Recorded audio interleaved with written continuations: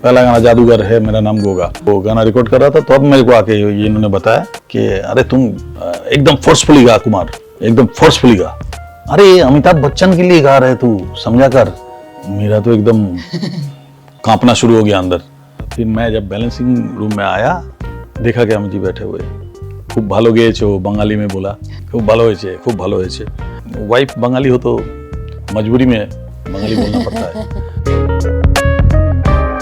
Film बनानी है तो अगर तगड़ा म्यूजिक हो तो आपका आधा टेंशन दूर हो जाता है। एंड आज क्या हो गया कि इन लोगों ने म्यूजिक को सेकेंडरी कर दिया। म्यूजिक का जो प्रायोरिटी था उन लोगों ने एकदम खत्म कर दिया। अगर आपको एक पावर दी जाती तो आप बोलते यार ये चेंज होना चाहिए म्यूजिक इंडस्ट्री को ऊपर लाने के लिए। Lack of music composition, lack of lyrics, lack of खूबसूरत हीरोज का, जिसको हीरो कहा जाता है। जिन शख्सियत के साथ मैं आज बैठी हूँ, अगर मैं उनका इंट्रोडक्शन दूं तो वो कहते हैं ना छोटा मुंह बड़ी बात, वो वाली चीज हो जाएगी। तो इसीलिए आज मैं यहाँ पर बैठ के जो कहते हैं ना 90s की मेमोरी है, एकदम मेलोडियस वे में उनके साथ से रीलिव करना चाहती हूँ। हाय, दिस इज मी हेशा चीमा और ई टाइम्स पे बहुत ही तहे दिल से मैं स्वागत करती हूँ द लेजेंडरी कुमार सानू जी का। जी नमस्कार। नमस्ते दादा। ये शायद मैंने एंटर होते ही आपको बोला है कि more than a journalist interviewing you, ऐसा लग रहा है कि मैं एक फैन बैठ के आपसे आज बात कर रही हूँ। Feels very good. और मेरे को सबसे पहली चीज़ जो आपसे पूछनी थी वो ये है कि बिफोर आप एक्चुअली द कुमार सानू बने, you know they always say कि you know when you are meant for bigger things in life ना, अंदर ही अंदर आपको पता होता है कहीं ना कहीं से, ऐसी कहावत ऐसे कहते हैं। मुझे आपसे ये जानना है, जब आपने अपनी करियर लेट्स से शुरुआत ही की थी, जब आपने कहा है कि आप रेस्टोरेंट्स में गाते थे किशोर दा के गाने, आपको उस टाइम पे किधर ना किधर पता था कि ये सब आगे मेरी लाइफ में होने वाला है?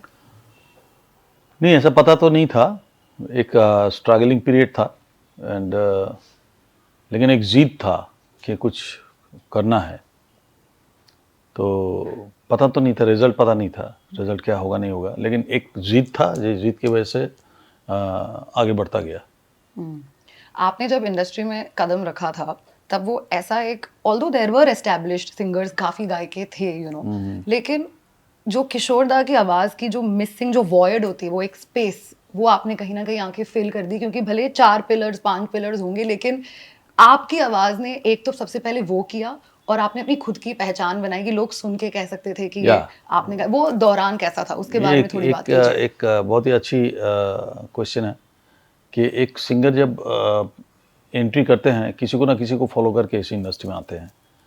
हमारे लिए भी ऐसा ही हुआ, हम किशोर दा को फॉलो करते थे।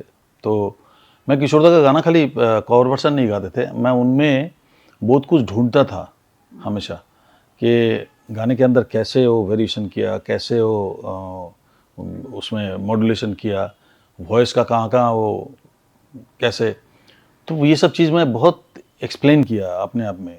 और मैं जब आपने सुने होंगे मेरा किशोर दा के गाने जो, तो बहुत करीब करीब लगता है लोगों को। बहुत हमारे बहुत सारे ऐसे फैंस भी हैं जिन लोगों ने चैलेंज भी करते थे, वह किसका गाना है बता, पैसा हार जाते थे। तो इतना करीब था। तो ये वॉइस क्वालिटी जो था, ये तो ऊपर वाले के देन है। बट क्या होता है कि कोई भी सिंगर जब किसी को फॉलो करके इंडस्ट्री में आते हैं तो उसका एक साया, उसका एक छाया बोलते हैं ना, साया बोलते हैं हम लोग, एक साया ना, साया, उसका जो प्रभाव जो है ना उस सिंगर के ऊपर पड़ता है बहुत ज़्यादा। एंड उसमें क्या होता है, तब लगता है कि ये नकल कर रहा है, शायद नकल कर रहा है। तो मेरे में ना वो प्रभाव नहीं था। मेरे में क्या था कि मेरा वॉइस क्वालिटी जो था वो मिलता जुलता था। हमको उसके लिए कभी बनाना नहीं पड़ा। लोग बनाते हैं ना कि हम एक गायक को फॉलो कर रहे हैं तो हम उसके तरह गाएंगे, तो उसके तरह गाएंगे और उसके जैसा गाएंगे, ये चीज़ अलग होता है। और जैसा हम गाएंगे लेकिन उसका सारा जो खूबी है वो हमारे गाने में इनपुट करेंगे। तो ये मैंने शुरू से किया। एंड जब मेरे को मौका मिला जो आशिकी, तब मैं दिखाया कि कुमार सानू और किशोर दा पंच होने के बाद क्या हो सकता है। किशोर दा का तो शायद था ही हमारे ऊपर, हमारे सिंगिंग स्टाइल में भी उनका बहुत प्रभाव था, आज भी है। लेकिन क्या है कि मेरा वॉइस मिलता जुलता था, इसलिए मेरे को एक एडवांटेज मिल गया था कि मैं उनका जो बारीकी जो चीज़ें हैं, जो बहुत सारी चीज़ें होता है सिंगिंग में, वो सब चीज़ें मैंने अपने गाने में ऐड किया, एंड उसमें हम कोशिश किया कि एक अलग से कुछ लोगों के सामने पेश करें। तो वो सक्सेस हो गया आशिकी से, एंड देन अपना आइडेंटिटी उस तरह से बन गया।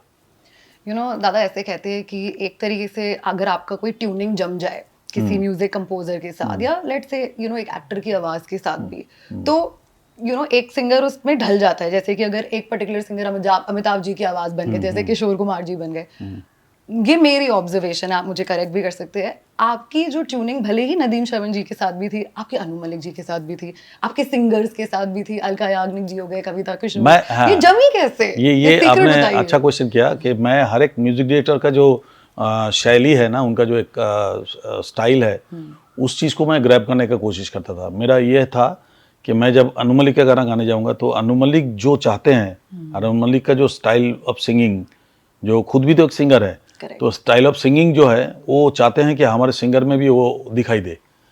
तो मैं कोशिश करता था कि उनके जैसा करके गाने के लिए। तो ये उनके लिए लगता था कि भाई हमारे साथ बहुत अच्छा ट्यूनिंग है सानू का।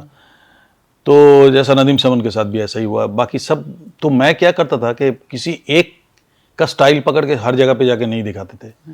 हर एक का अलग अलग शैली जो है उनके पास जाके उनको वही पेश करते थे, चाहे वो वापिदा हो, चाहे जतिन ललित हो, आनंद मिलिंद हो, या अनु मलिक हो, नादिम श्रवण हो, जितना भी म्यूजिक डायरेक्टर है। खास करके मेरे को सबसे अच्छा लगा जब मैं पंचमदा के साथ काम किया। वो एक अलग स्कूल, अलग ही बात थी। मैं आपको उसी पे ही नेक्स्ट चीज पूछने वाली थी। एक ऐसा दौर था पंचमदा के टाइम पे जब उनको वो जो बोलते हैं ना क्रिएटिव हंगर था, वो लैक कर रहे थे, और एक ट्यूनिंग बन रहा था। हाँ, हमारे साथ, आपके साथ। और वो ऐसा था कि उनको पैसे की कमी नहीं थी, उनको काम करना था, अच्छा गाना बनाना था। और 1942 लव स्टोरी में आपने वो गाने दिए। वी विश कि वो कंटिन्यू हो सकता, बिकॉज जो देखा हमने वो जिंदा ही नहीं रहे तो कैसे कंटिन्यू होगा। स्पेशली क्या है कि पंचमदा के साथ मेरा एक ट्यूनिंग बन रहा था उस समय, क्योंकि पंचमदा भी मेरे पे भरोसा करने लगे थे। तो पंचमदा का खाली 1942 में लव स्टोरी नहीं, हमने बहुत सारे फिल्म है, जैसा बहुत सारे, तो बहुत सारे फिल्मों में मैं काम किया। बंगाली फिल्म है, उसमें टी सीरीज़ के साथ कम से कम नहीं तो 20-21 गाना अभी भी पड़ा हुआ है जो रिलीज़ नहीं हुआ, अनरिलीज्ड सॉन्ग जो मैंने रिकॉर्ड किया था। तो पंचमदा का एक सिंगर के ऊपर जब कोई म्यूजिक डायरेक्टर का भरोसा होता है, बिलीव करते हैं उनको कि भाई मैं बनाऊंगा तो ये लड़का आके गा देगा, सही ढंग से गा देगा। तो ये जो बिलीव है ना, ये बिलीव अगर किसी के साथ हो जाता है तो वो कहा जाता है बाद में tuning. So tuning is like believe. तो पंचमदा के साथ मेरा वो ट्यूनिंग जो है वो बन ही रहा था, बन गया था।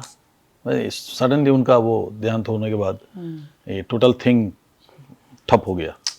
अभी भी अगर हम वो पहले के वो फिल्म फेयर की क्लिपिंग्स उठाते हैं और जब वो अवार्ड्स मिल रहे थे उन गानों को, एवरीबडी इज लुकिंग अप, कि वो जो बोलते हैं ना, जो उनको वो चाहिए था, वो टेस्ट, वो एक्चुअली तो कुमार सानू जी के ही गानों से उनको लास्ट राइवल जो कह सकते हैं वो मिला। हाँ, उनको एक भरोसा, मैं बोला ना, उनको एक भरोसा हो गया था मेरे ऊपर जी कि मैं जो गाना बनाऊंगा, पहले मैं किशोरदा के लिए बनाता था, अब मैं सानू के लिए बनाऊंगा।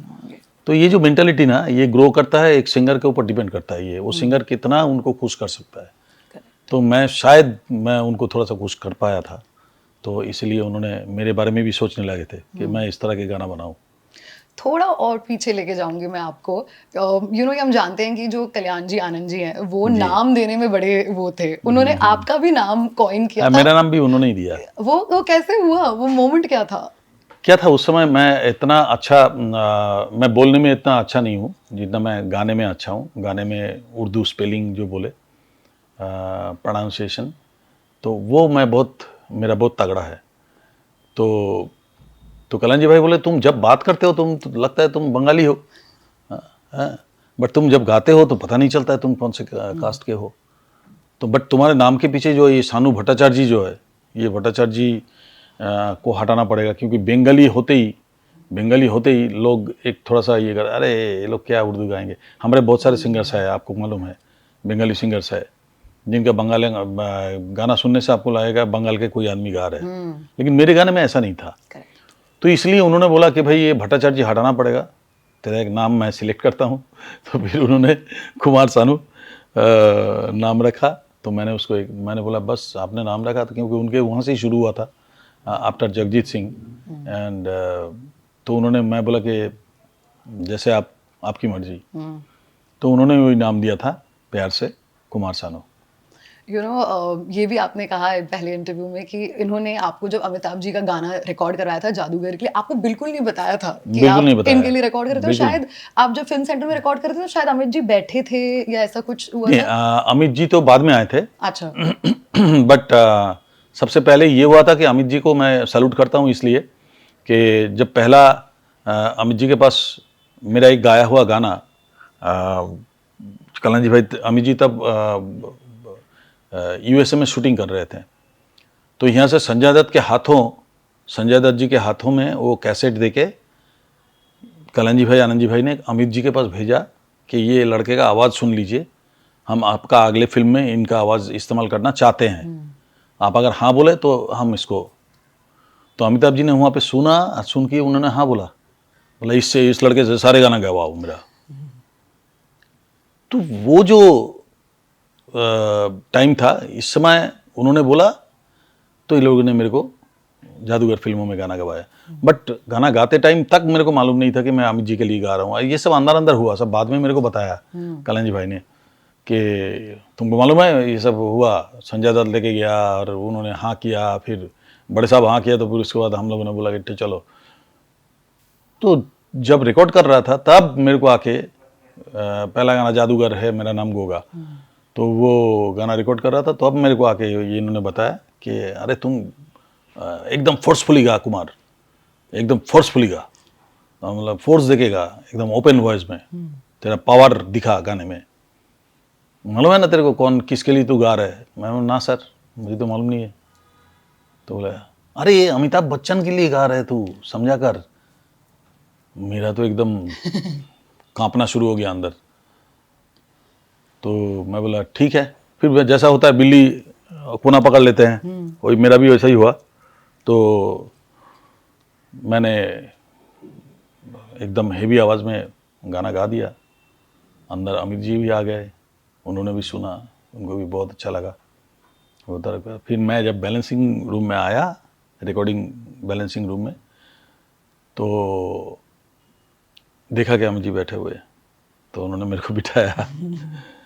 खूब भालो गेয়েছো बंगाली में बोला, खूब भालो হয়েছে, खूब भालो হয়েছে। तो बंगाली बोलते हैं बहुत अच्छा। हाँ, वाइफ बंगाली हो तो मजबूरी में बंगाली बोलना पड़ता है, तो कुछ नहीं, कुछ और कोई चारा ही नहीं होता है। तो जो भी है, तो इस तरह से शुरू हुआ था, इस तरह से उनके लिए, उनके हाँ कहने से ही मेरा इंडस्ट्री में एंट्री हुआ था। पिक्चर तो चली नहीं, लेकिन क्या है कि इंडस्ट्री में एक फैल गया था कि अमित जी के लिए प्लेबैक करने के लिए कोई एक लड़का आया, नया लड़का। तो ये बात हमारे लिए बहुत ही बड़ी बात बन गई थी। और उस टाइम पे वर्ड ऑफ माउथ ही काफी था, ये बहुत सब था, सोशल उससे मीडिया तो कुछ था इतना कुछ नहीं, तो था ही नहीं उस समय। तो वही ज्यादा मैटर करता था। आपने अक्सर ये भी कहा है कि अगर आपके गानों में किसने सबसे ज्यादा जस्टिस दिया हो तो वो है लेट ऋषि कपूर जी। 100%। उनके साथ आपका बॉन्ड कैसा था? बॉन्ड देखिए, बहुत ज़्यादा बॉन्ड तो नहीं था, मतलब रेगुलर मुलाकात ऐसा कुछ तो था नहीं, लेकिन जब भी मुलाकात होते थे बहुत प्यार से मिलते थे और मुझे बहुत अप्रिशिएट करते थे हमेशा। पता नहीं, उनका एक पसंदीदा आदमी था मैं, एक पसंदीदा लड़का था मैं, कि ऋषि कपूर हमेशा बोलते थे हाँ वो गाना, ये गाना, तेरी उम्मीद तेरा इंतज़ार करते हैं, अरे वो गाना। तो एक गाना बोल के फिर वो जब तारीफ़ करते थे तो मुझे लगता था कि ज़रूर प्यार होगा दिल में तभी। एंड आई थिंक मैंने पहले भी बताया कि मेरा जस्टिफाई, सबसे अच्छा गाने का जस्टिफाई अगर किसी हीरो ने किया तो सबसे पहला नाम आएगा ऋषि कपूर जी का। और उनके बाद आपको कोई लगता है जो फिर उसके बाद तो Shahrukh Khan and Akshay Kumar, Salman Khan, they have done justified, Aamir Khan, and बाकी सब लोग तो है ही, अमिताभ जी तो है ही। तो सबके लिए अभी जब गाना गाते थे, देखिए हम तो पहले एक्टिंग कर देते, बाद में वो लोग एक्टिंग करते हैं उसके ऊपर। तो पहले गाना जब रिकॉर्ड होता है तभी हमको एक्टिंग करके देना पड़ता है कि भाई गाने में हीरो कैसा एक्सप्रेशन देंगे इस वर्ड के ऊपर। तो वर्ड्स के हिसाब से हम एक्सप्रेशन खुद देते थे, और उसको बाद में जब पर्दे में हीरो के साथ आता था तो हीरो वही एक्सप्रेशन प्ले करते थे।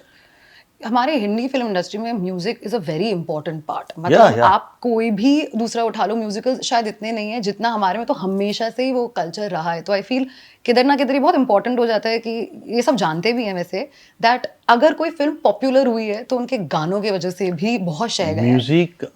म्यूजिक इतनी बड़ी चीज है। म्यूजिक खास करके फिल्म इंडस्ट्री में, अगर फिल्म बनानी है तो अगर तगड़ा म्यूजिक हो तो आपका आधा टेंशन दूर हो जाता है, क्योंकि आपका हॉल तक पब्लिक को खींच के लाने के लिए म्यूजिक ही चाहिए सबसे पहले।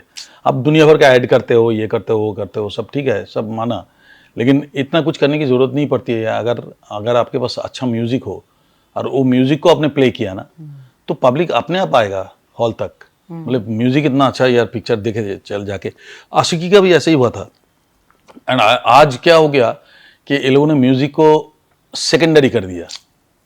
म्यूजिक का जो प्रायोरिटी था वो लोगों ने एकदम खत्म कर दिया।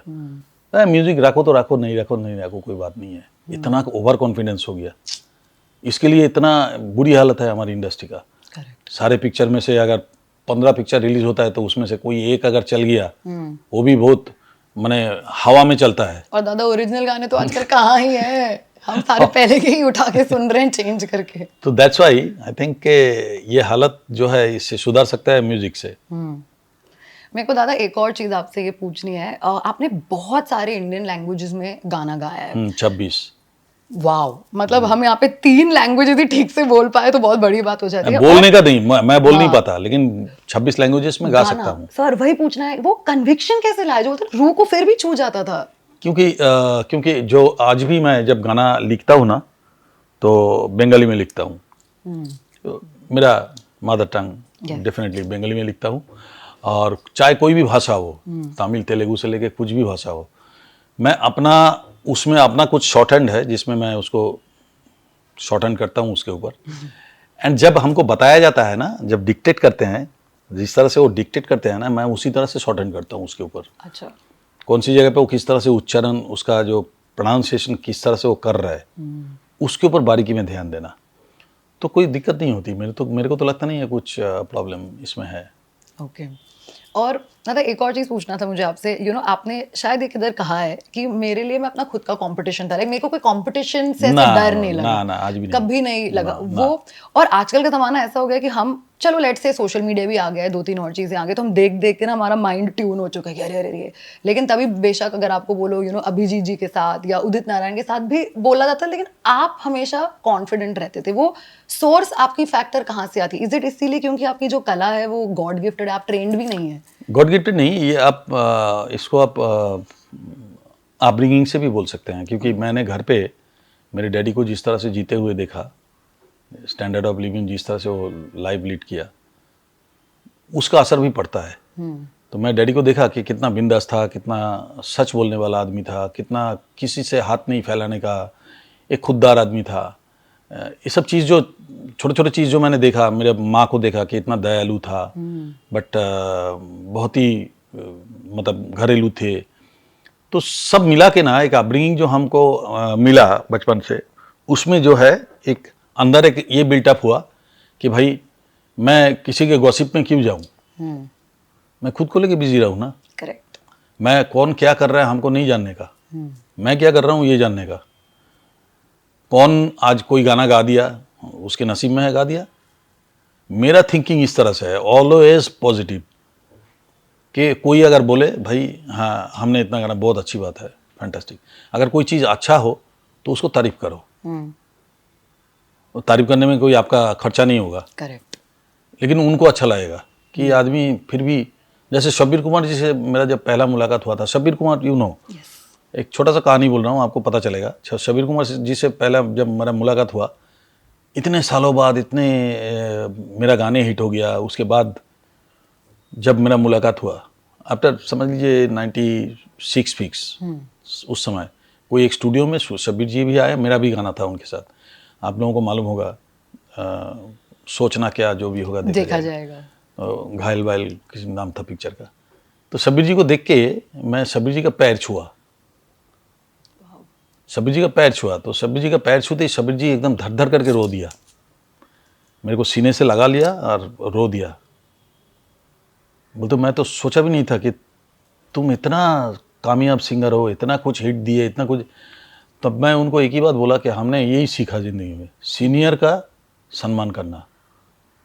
आप कुछ भी हो, आप सीनियर हो तो सीनियर का सम्मान करना। तो ये सब जो अपब्रिंगिंग है ना, ये अपब्रिंगिंग से ही ये सब चीज़ें आते हैं। तो उस दिन से शब्बीर कुमार जी मेरा पागल फैन, उस दिन से शब्बीर कुमार जी मेरे को बहुत प्यार करते हैं। तो मेरा तो कुछ गया नहीं ना, मैं तो खाली अपना रेस्पेक्ट जिसका जो होता है मैंने उनको वो दिया। तो उससे मेरा एक अच्छा दोस्त बन गया, एक अच्छा चाहने वाला आदमी बन गया, एक फ्रेंड और बढ़ गया। तो इस तरह से मेरा अपब्रिंगिंग की वजह से ये सब चीज़ें होता है। एंड आई थिंक के दूसरा क्या कर रहा है, दूसरे के बारे में सोच के समय नष्ट ना करके अपने बारे में सोचो, that is better I think. या यू नो दादा, आपने ये भी कहा है कि जैसे आजकल के ज़माने में ना ये तो सब होता है, प्लान प्लॉट चलता है, ये फैक्ट है कि यू नो अभी हमें ये गोल अचीव करना है, ये टारगेट करना है, ये करना है। आपका Guinness book of world record जो 28 गानों का बना, मेरा कुछ गोल नहीं था, कोई गोल नहीं था, कोई गोल नहीं था, कोई टारगेट नहीं था, वो हो गया। पर मेरे को जानना है कि ऐसे हम कैसे बोलते हैं कि अरे एक दिन में बस इतना ही हो पाएगा, हमसे इससे ज्यादा नहीं हो पाएगा। स्ट्रेंथ दादा, 28 स्ट्रेंथ की गाने। बात देखिए, आपका अगर गला ठीक रहे और आपका अगर शरीर ठीक रहे, गला ठीक रहे, आपका तबीयत ठीक रहे, तो यू कैन सिंग। हम लोग स्टेज पे जब जाते हैं तो इधर उधर से घूम घूम के हम लोग 25-26 गाना गा देते हैं, इतना एक्टिविटीज़ के साथ, इतना पब्लिक के साथ ये इंटरेक्ट करके। तो अगर तबीयत ठीक रहे, गला ठीक रहे, तो आई थिंक कोई मेरे को तो प्रॉब्लम नहीं हुआ था। अभी भी वो रिकॉर्ड कोई तोड़ नहीं पाया है वैसे आपका। आप अभी भी वहां पे एकदम कायम और स्थिर है। बट वो दिन क्या होगा यार दादा, थोड़ा बता दो, इतना मैडनिंग हुआ। वो 93 में था एंड वो मजबूरी में हो गया था, क्योंकि मेरे को एक 40 डेज़ का टूर था मेरा। एक टूर था जिसमें मेरे को अमेरिका जाना था। और उस समय ऐसा हालत था 93 में, आप तो सोच ही सकते हैं। उस समय ऐसे ही मैं दिन में 10-12 गाना तो गाते ही रहते थे। तो सब प्रोड्यूसर मांग रहा था कि भाई जाने से पहले हमारा गाना गा के जाओ, क्योंकि 40 दिन का गैप हो जाएगा ना, हमारा गाना गा के जाओ। सब लोग का यही डिमांड था। तो मैंने म्यूजिशियन स्टूडियो, एक अपना स्टूडियो था म्यूजिशियन स्टूडियो जू में, म्यूजिशियन स्टूडियो में सबको मैंने जो सबको बुला लिया। मेरा मैनेजर को भी बोला कि सबको बुला लो, एक के बाद एक आते रहे और मेरा गाना करके चले जाए यहाँ से। मैं कहीं नहीं जाऊँगा, फिर वो रोड पे टाइम जाएगा। तो सब आते गया, गाना करता गया। मुझे नहीं मालूम था कि इतना गाना हो गया। तो next day times of India सबसे पहले ये जो छापा था कि Kumar Sanu records 28 songs day, उन्होंने ही पहले छापा था। उनके वजह से ही फिर चारों ओर ये बात फैला। एंड देन और अगर मैं आपसे पूछूं, वो दिन पे अगर आपको कोई गाने याद है जो रिकॉर्ड हुए थे? नहीं, कुछ भी नहीं याद है। इतना फटफट एकदम वो मोमेंट ही कैसा रहा होगा ना। कितने हिट गाने निकल गया होंगे उसमें, कोई भी गाना, बंगाली गाना आया, कुछ रीजनल भी था एक दो। तो याद नहीं है कि कौन सा गाना उसमें गाया था। होगा। वैसे तो मेरे को ऐसे भी पूछेंगे, तो कल भी गाना गा के आया मैंने। ऐसा गाना गाते ही रहते हैं, हफ्ते में 4-5 गाना तो हो ही जाता है आज भी। अगर आप पिछले हफ्ते का गाना मेरे को पूछेंगे तो मेरे को मालूम नहीं है, याद नहीं है। आपको अपना नंबर काउंट याद है कि आपने कितने गाने में वो गाए हैं? 21,000 के आसपास। एंड इन ऑलमोस्ट 3 डेकेड्स बोल सकते हैं आपके। हाँ, 3 डेकेड तो आराम से इजीली उसके ऊपर ही होगा। Wow wow, amazing. मैं कह रही हूँ मेरा फुल यहाँ पे फैन मोमेंट ज्यादा हो रहा है, क्योंकि हम ग्रो हैं ये सारे गाने। काली काली आके, चुरा के दिल मेरा, वो मैं आपको मेरी राह में, उनसे मैं थोड़ा सा गाऊंगी भी आपके साथ, मस्ती करूंगी। हाँ, चलिए गाइए। गाऊं? हाँ। आप मेरे साथ गाएंगे? हाँ, चलिए। अच्छा ओके ठीक है। राह में उनसे मुलाकात हो गई, राह में उनसे मुलाकात हो गई, जिसे डरते थे वही बात हो गई। आहा हा राह में उनसे मुलाकात हो गई, जिसे डरते थे वही बात हो।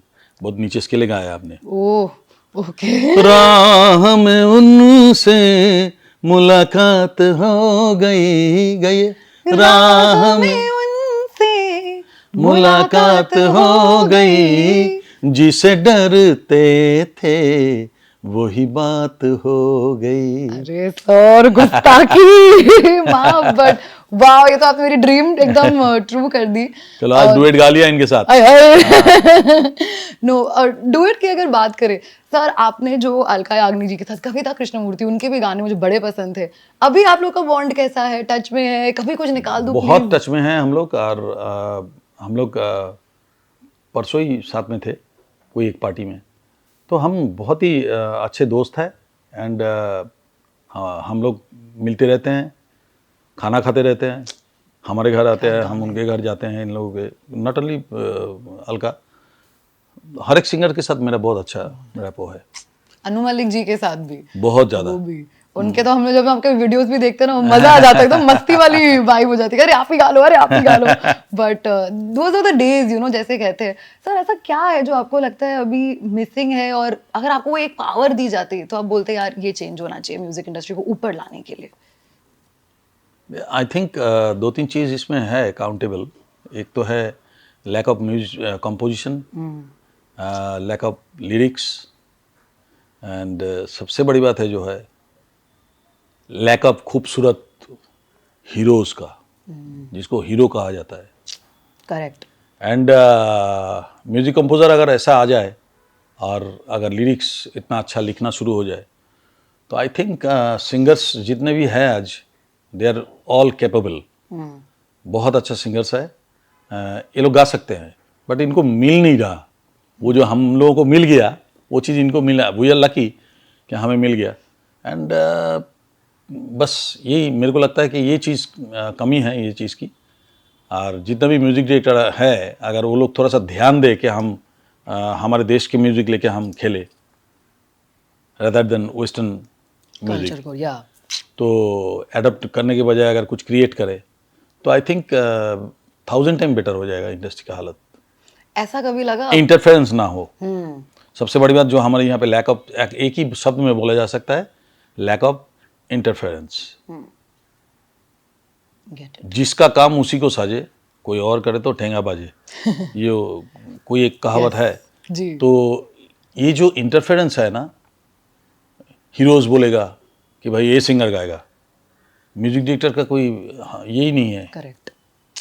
तो ये जो चीज़ें हैं ना, ये इंटरफेरेंस जो है ना, प्रोड्यूसर बोल देगा कि ये गाना अच्छा नहीं है, वो गाना लीजिए। तो ये these are the things are going on. Director choose करेगा कि भाई हमको कौन सा गाना चाहिए, म्यूजिक डायरेक्टर बोलेगा कि हम किससे गवाएंगे। म्यूजिक डायरेक्टर सिलेक्ट करेगा कि हमको आपको हम 10 गाना सुना, डायरेक्टर बोलेगा इसमें से ये 5 गाना मेरा चाहिए। सिंगर म्यूजिक डायरेक्टर चूज करेगा, प्रोड्यूसर चुपचाप पैसा देगा, चुपचाप बैठा रहेगा, और कुछ नहीं है। जबकि आशिकी के टाइम पे आपको शायद पता भी नहीं था कि आप मूवी के लिए गाने रिकॉर्ड कर रहे हैं, नहीं, हम तो जस्ट एल्बम के लिए गाना गा रहे थे। और तो इंटरफेरेंस जो है ना अभी इतना ज़्यादा हो गया हर चीज़ में, ये कब नहीं होगा तो फिर बहुत मुसीबत है। आपने अभी रिसेंटली भी एक मूवी में गाना गाया है, तो वो क्या है, वो कब रिलीज होने वाला है? गानसन गुलाब। यस, गानसन गुलाब में गाना गाया। खाली वो नहीं, उसके बाद और भी एक दो मूवीज आ रहे हैं। ओके अभी एक मूवी रिलीज होगा 26 मई को, चल जिंदगी। ओके। उसमें भी मेरा एक बहुत अच्छा गाना है। एंड काफ़ी गाने गा चुका हूँ मैं। वो सब रिलीज होते आहिस्ता आहिस्ता रिलीज होगा। वेटिंग। एंड बस गानसन गुलाब का गाना बहुत ही ज़बरदस्त है। एंड वो मैं गा नहीं सकता अभी, लेकिन वो गाना बहुत ही अमन म्यूजिक डायरेक्टर है, अमन पंत करके, एंड बहुत ही अच्छा गाना है वो, राजकुमार राव के लिए गाया मैंने। Okay, wow, he is also such a brilliant actor himself. Lastly जाते जाते सिर्फ 2 क्वेश्चंस और है जो मुझे आपसे पूछने हैं। वो एक तो ये है कि जैसे हमने बात की टी सीरीज के बारे में, तो यू नो आप जब आ रहे थे इस इंडस्ट्री में, बॉम्बे बस शिफ्ट ही हो रहे थे, रीएलोकेशन और वो सब करना था, तभी गुलशन कुमार जी के साथ भी आपका एक बॉन्ड थी, एक ट्यूनिंग थी। बहुत ही ज़्यादा। वो क्या था वो दौर? बहुत ही ज़्यादा। हम जैसे कि जब हम कोई भी काम करते थे, हमारे बॉम्बे आके हमको कभी पैसे का किल्लत नहीं हुआ बिकॉज ऑफ गुलशन कुमार। ये जो किशोरदा के गाने गाते थे, हमको उड़ा के लेके जाते थे दिल्ली, फिर वहाँ से हमको पेमेंट करते थे। पहला गाड़ी उन्होंने दिया मेरे को, आफ्टर वॉल्यूम 3 एक मारुति सुजुकी वैन दिया था उन्होंने, न्यू वैन जापान से आया था, पहला गाड़ी मेरा बॉम्बे में उन्होंने दिया था। एंड उसके बाद मैं जब घर खरीदा, छोटा घर खरीदा, घर में भी उन्होंने पैसा मेरे को हेल्प किया, 50% पैसा हेल्प किया घर खरीदने के लिए। तो इस तरह के हेल्प उन्होंने बहुत सारा किया मेरे को। तो मैं उनको तो ज़िंदगी में, मेरा ज़िंदगी का एक बहुत बड़ा हिस्सा है Gulshan Kumar, definitely. I hope आपने जो टी सीरीज का जो गाने ऐसे पढ़े हैं वो भी सारे बाहर आ जाए और हमें सुनने मिले, अगर हम गाने वेट कर बहुत रहे सारे हैं। उनके पास पड़ा हुआ है, उनका म्यूजिक बैंक हुआ करता था उस समय। तो उसके लिए वो बहुत सारे म्यूजिक डायरेक्टर से गाना गवाते थे, और उसमें मेरा काफ़ी सारे गाने गाया हुआ है। पंचमदा का तो इतना गाना है उनके पास पड़ा हुआ। तो ये सब गाने रिलीज कभी होगा या नहीं होगा, आई डोंट नो। बहुत एक मिस्टेक कह सकते हैं, एक ब्लंडर हो रहा है कि वो सब गाने रिलीज होना चाहिए। We would also, I hope through this we can put out that message, क्योंकि एक फैन बोलो उसको सुनना है। जाते जाते दादा, जब ये अवार्ड वॉल तो हम देख ही रहे हैं, पद्मश्री भी आपके जी, पास है, उनके एक जी। बहुत बड़े टाइटल ओनर हैं आप। जी। आपके हिसाब से आपके करियर का एक सबसे मुश्किल जो गाना था वो कौन सा था, और दूसरा जो गाना पे आप सबसे ज्यादा प्राउड फील करते हैं कि ये मैंने गाया, ऐसा कुछ है? एक गाना था जो खामोशी पिक्चर का, आंखों में क्या, एक गाना था खामोशी द म्यूजिकल बोल के एक Yes. पिक्चर आया था संजय लीला साहब का, सलमान खान और सलमान खान जी का। मनीषा कोइराला। एंड वो गाना मेरे को ज़िंदगी में सबसे टफ गाना लगा था। एंड नहीं गाने का था, लेकिन फिर भी मैं गा गया और बहुत ही अच्छा हुआ था गाना। एंड बहुत ही टफ सॉन्ग, मेरे लाइफ का सबसे टफ सॉन्ग था वो। एंड और एक क्वेश्चन किया क्या हमने? कि ऐसा गाना जो आपके दिल के बहुत करीब है। वो है जब कोई बात बिगड़ जाए, जब कोई मुश्किल मुश्किल पड़ पड़ जाए। जाए। Wow, Kumar Sanu ji, thank you so Thank you, much. thank you very आपने much. इतना टाइम निकाला हमसे बात करने के लिए। We Thank you are very much. So happy and we are looking forward कि आपके जो रिलीजेस हैं वो आए। राजकुमार राव का सॉन्ग भी हम सुनना चाहेंगे जल्दी ही। हाँ, जल्दी release होगा। All the very best for everything. Thank you. Thank you so much. Thank you very much, thank you.